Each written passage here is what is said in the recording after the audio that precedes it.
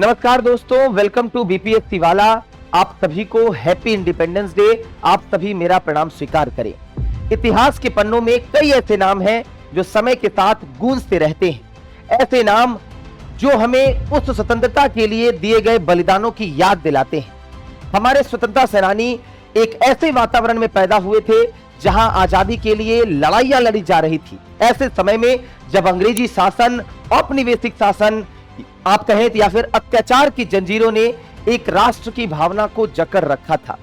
वे औपनिवेशिक शासन या अत्याचार के खिलाफ उठ खड़े हुए और उन्होंने अदम्य इच्छा शक्ति के साथ लड़ाइयां लड़ी। कठिनाइयों और कष्टों के माध्यम से हमारे स्वतंत्रता सेनानी आशा के प्रतीक के रूप में उभरे। उनके कार्यों ने, चाहे वो युद्ध का मैदान हो, चाहे वो कूटनीति का हॉल हो या सविनय अवज्ञा का कार्य हो, ऐसी ज्वाला प्रज्वलित की जो बुझने वाली नहीं थी।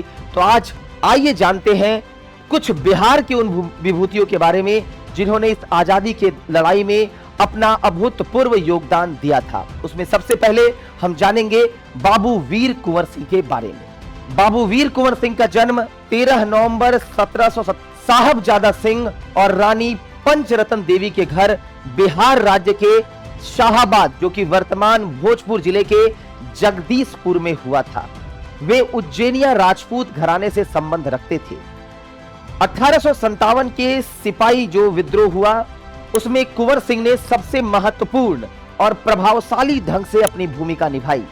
जब 1857 में भारत के सभी भागों में लोग ब्रिटिश अधिकारियों का विरोध कर रहे थे, तब बाबू वीर कुंवर सिंह अपनी आयु के 80 वर्ष को पूरा कर चुके थे और इसी उम्र में वे ब्रिटिश ईस्ट इंडिया कंपनी के खिलाफ लड़े।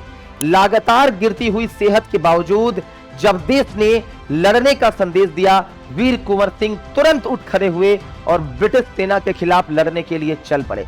लड़ते समय उन्होंने अटूट साहस और धैर्य और हिम्मत का प्रदर्शन किया। बिहार में कुंवर सिंह ब्रिटिशों के खिलाफ हो रही लड़ाई के मुख्य कर्ता धर्ता थे।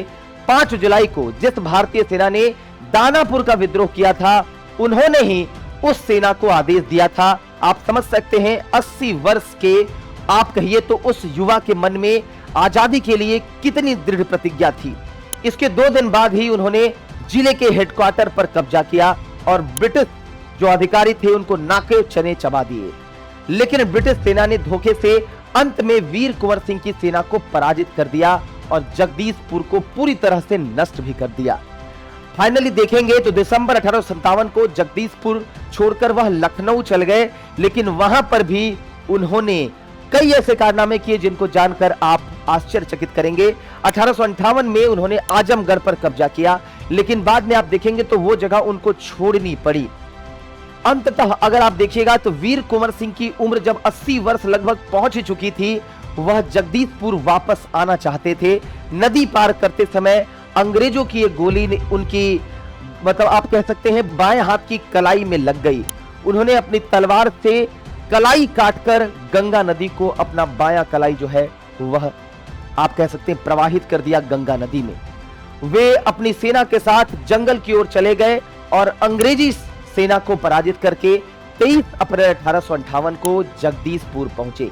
लोगों ने उन्हें ससम्मान सिंहासन पर बैठाया और पुनः राजा घोषित किया, परंतु कटे हाथ में इन्फेक्शन हो जाने के कारण 1857 क्रांति के इस महान नायक ने 26 अप्रैल 1858 को अपने जीवन की इह लीला को विराम दे दिया।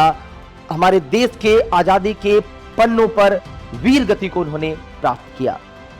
आइए अब हम महिलाओं की भूमिका को भी समझते हैं और इसमें एक महत्वपूर्ण महिला की भूमिका के बारे में जानते हैं जिनका नाम है तारा रानी श्रीवास्तव। भारत की स्वतंत्रता संघर्ष में महिलाओं के रोल को कहीं से भी नकारा नहीं जा सकता। महिलाओं का रोल काफी महत्वपूर्ण रहा है, चाहे हम बात करें 1942 के भारत छोड़ो आंदोलन में, चाहे हम बात करें सविनय अवज्ञा आंदोलन में। अगर मैं बात करूं तारा रानी श्रीवास्तव के बारे में, तो वह अपने शहर में और उसके आसपास की महिलाओं को अनुशासनबद्ध बनाती थी।